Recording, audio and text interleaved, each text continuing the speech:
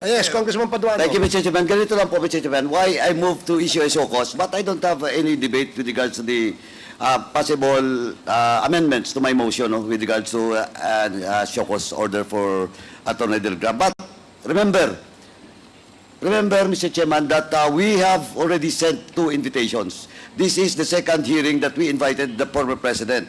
And the first invitation was answered by Attorney Delgra, for on behalf of the president, in the absence of that authority being requested by this committee to this representation during the last hearing. Now, Mr. Chairman, looking at the answer, looking at the reply of Attorney Delgra on the first hearing, well, in fact, Mr. Chairman, naglulukuhan tayo dito. Why? Why? Because the first reply made by Attorney Delgra representing the former president is that the excuse is that the former president needs much rest, and assured this committee that he will be present in the next hearing. At the same time, he has a specific date, Mr. Chairman, given to this committee through this letter, after November 1. And let me read, Mr. Chairman, allow me to read in toto the portion of such reply coming from Attorney Delgra. Hence, my client respectfully requests to defer his appearance before the Honorable Committee scheduled tomorrow. Rest assured of my client's willingness to appear before the House of Representatives on some other available date, preferably after November 1, 2024. And for the record, Mr. Chairman, the invitation that was sent to the former president and was answered by Attorney Delgra was before the presence of the former president in the Senate. And he has promised us, this committee, through his letter, that after November 1, he will be present in today's hearing. Ano to? Naglulukuhan tayo dito? Well, in fact, I will not discuss and argue with our colleague, Congressman Kit Flores, with regards to the content of this second letter. But, malinaw po, Mr. Chairman, na naglulukuhan tayo dito. Naglulukuhan tayo dito because the first letter promised us that he will be present after November 1. Kung hindi tayo naglulukuhan dito,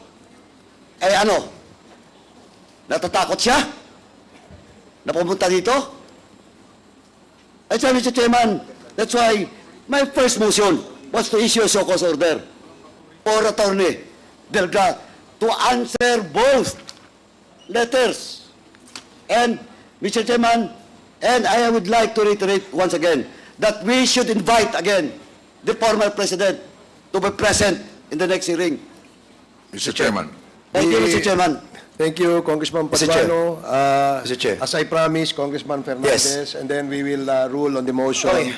Mr. Chairman, Congressman Arco. Mr. Chairman, there are 3 reasons mentioned by Attorney Delgra in consultation with the former president para hindi po siya umattend ng ating pong hearing. First, binanggit po niya yung pangalan ko at binanggit niya yung pangalan ni Chairman Abante. Nag-prejudge na po kami doon sa mga binanggit niya po doon sa Senado, and citing some provision of Republic Act 9851, particularly Section 6 on the willful killing. And with this, Mr. Chairman, we are being accused that nabahidan ng prejudgment yung mga issue that he mentioned. With that, Mr. Chairman, para lang po mawala na tong issue to, again, Mr. Chairman, I'm willing, this representation is willing to inhibit myself in asking questions with regards to this willful killing. And I hope that my co-chair here, Chairman Abante, will do the same in relation to the first issue that the former president, with consultation of his lawyer, cited in this letter. Secondly, that's the reason why we asked the presence of Colonel Grijaldo to be here, because he accused us of coercion and harassment and threats. And that's the reason why we are questioning yung mga medical certificate that he submitted to this Congress. We wanted that the integrity of this Quadcom will be cleared eventually.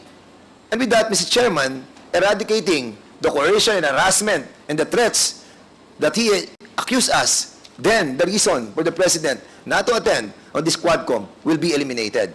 Thirdly, Mr. Chairman, the only last reason that he mentioned in this letter is all the questions were already answered in the Senate. And that is not true, because we have a lot of 20,000 questions that we wanted to ask him. And with this, Mr. Chairman, yung pong reason niya for not to be here is not acceptable. So, Mr. Chairman, I believe that my position, in trying to inhibit ourselves, in this investigation pertaining to the number one issue that he mentioned, and also with the issue of Colonel Grijaldo, we will comply with the mandate of this Quadcom to inhibit ourselves and be a part of the resource persons that will be questioned by the members of this Quadcom. Thank you, Mr. Chairman. Thank you, Congressman Dan Fernandez. Now, Congressman Ace Barbers. There was a motion earlier that the committee invite Attorney Mr. Chairman, Delgra. you are recognized. Thank you. That Attorney Delgra, being the counsel of the former president, be invited in the next hearing. And we direct the committee secretariat to take note of that and send the invite in the next Quadcom hearing to Attorney Delgra. Any second? Duly seconded. Any objections? I object, Mr. Chair. May I know what is the objection of Congressman? We'll get nothing from him, Mr. Chair. All he's just gonna say is that that is what my client said. So that's the end of it, Mr. Chair. 1 minute suspension.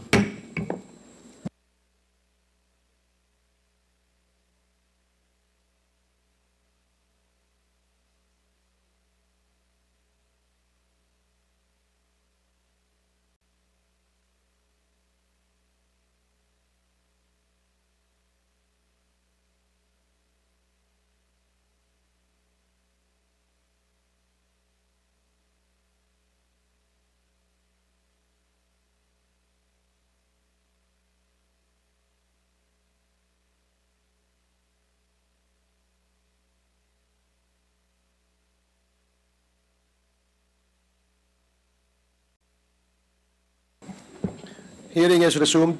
Mr. Chair, Let me just state Parliamentary inquiry. Let me just state the parliamentary status before we went on recess. The parliamentary status is that we are approving and voting on the motion by Congressman Acop to invite Attorney Delgra, being the lawyer and counsel of the former president. And when the chair asked for a second, there was a second to this motion. But when the chair asked for an objection, there was an objection stated by Congressman Keith Flores. Am I made to understand, Congressman Flores, that you are withdrawing your objection?